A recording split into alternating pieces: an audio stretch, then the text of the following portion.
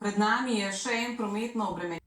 Če bi se vlada odločila za ustanovitev novega domačega letalskega prevoznika, najverjetneje v javno-zasebnem partnerstvu, bi to močno izboljšalo letalsko povezljivost Slovenije, od katere je ta trenutek slabša samo povezljivost Belorusije. Ministrica za infrastrukturo je na včerajšnji tiskovni konferenci povedala, da bi morala država zagotoviti med 35 in 70 milijoni evrov kapitalskega vložka, kar je po njenem mnenju povsem izvedljivo.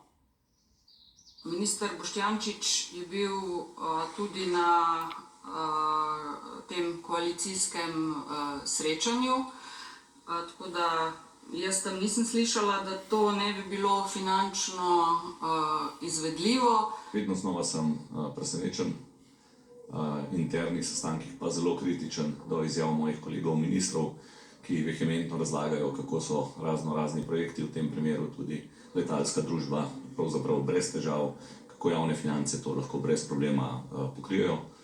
To seveda ne drži.